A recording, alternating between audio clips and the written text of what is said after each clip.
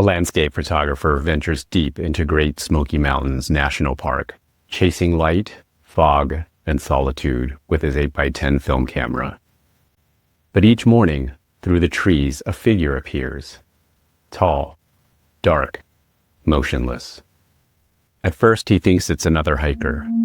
Then, the figure grins, and what began as a photo trip becomes something else entirely. A creepy encounter with something that doesn't want to be captured, only remembered. This is Odd National Park, where the natural meets the supernatural. Let us know you want to hear more strange stories like this. Follow Odd National Park and visit the support page on our website so we can keep exploring the weird side of the wild. Thank you.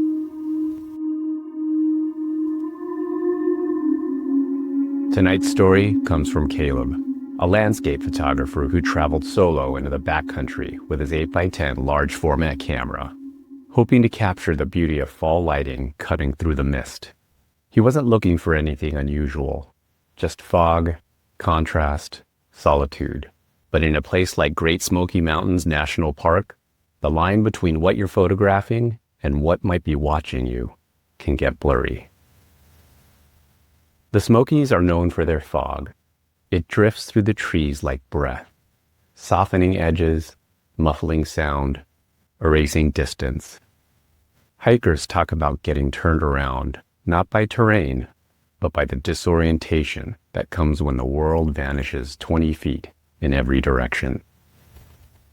What Caleb saw wasn't a bear or a trick of light. It wasn't even moving at first. It just stood there, tall, silent, staring. And then it smiled. Here's Caleb's story. Hey James, I'm a photographer. I shoot 8x10 large format film, just one image at a time, using gear that takes up half my pack. There's no burst mode, no quick review. Every shot requires intention. I wait for the right moment, take the picture, and find out much later if I got it after developing the film. A few years ago, I planned a solo trip to the Great Smoky Mountains. There's a ridge west of Clingman's Dome I'd been wanting to revisit. Dense forest, unpredictable fog, and the kind of morning light that inspires you to earn it. It's off trail and hard to reach. That's why I go.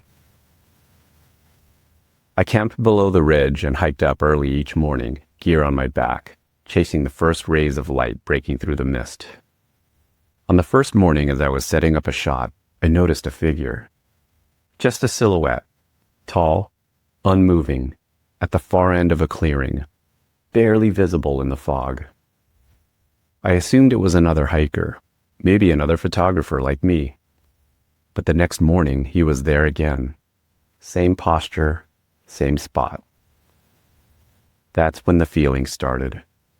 A quiet, crawling kind of unease. A gut-level signal that something wasn't right. Back at camp, I couldn't stop thinking about it. It had been close enough to recognize as a person, but I couldn't make out any features. Just tall and thin, with what looked like an old-fashioned hat. Something out of a 19th century photo. I barely slept that night. I couldn't shake the sense that it had been watching me, waiting. For what? I didn't want to know. The next morning I hiked up to the ridge, exhausted and anxious. I didn't want to see it again, but I did. Farther off this time, but unmistakable. And this time, it was grinning. A wide, unnatural grin, like a shape carved into a mask, cold, measured. A chill ran down my spine.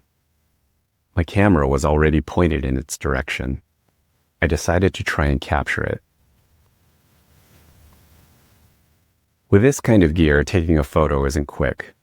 You compose the image, focus, take a light reading, set your exposure, load the film holder, pull the dark slide, and then you take the shot.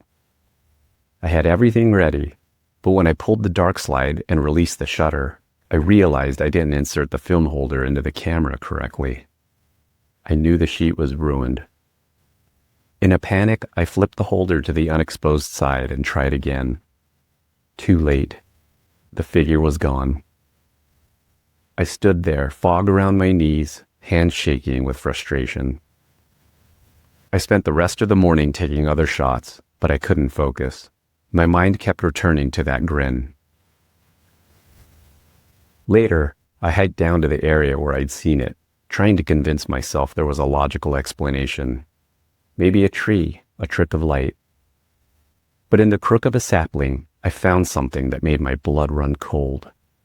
A crude stick figure, tall and thin, made from twigs lashed together with a strand of long dark hair.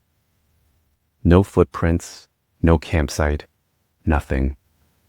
Just the figure, leaning slightly, like it had been left there for me. I didn't touch it. I packed up camp and hiked out that afternoon.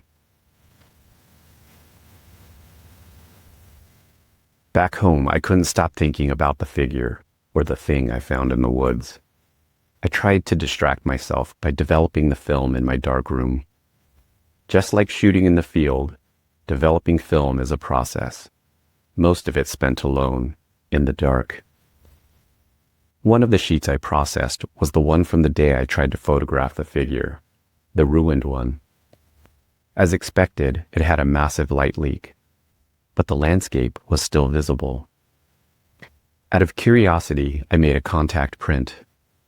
As the image began to develop in the tray, I felt my stomach drop as I watched the image appear under the safe light. The light leak wasn't just random. It was shaped like a grin. Long, curved, stretching across the frame like it had been burned in. I didn't put it in the stop bath. Didn't fix it. I pulled it from the tray and trashed it along with the negative. The other photos from the trip were beautiful, but that one image, that one, I had to erase. Thanks for giving folks like me a place to share this kind of thing. Most people I know would just laugh it off. I hope your show keeps growing. We need more places where outdoor experiences like this don't get dismissed, just listened to.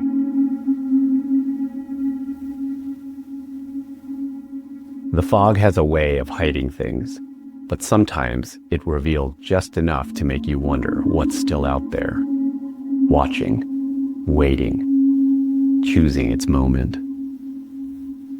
Caleb didn't capture the figure, not in the way he hoped or expected. But something made it into the frame anyway, and maybe the grin wasn't meant to scare him. Maybe it was a message, or a warning. He went to the Smokies chasing the light, but something in the fog found him first. Caleb, be sure to let us know if it finds you again.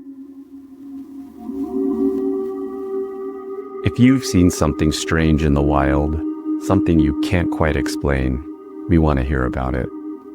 Head over to oddnationalpark.com and use the Share Your Story form to send it our way. And help us keep telling these stories by visiting the support page on our website. Every bit helps us keep the campfire burning. Thanks for tuning in. I'm James, and this has been Odd National Park.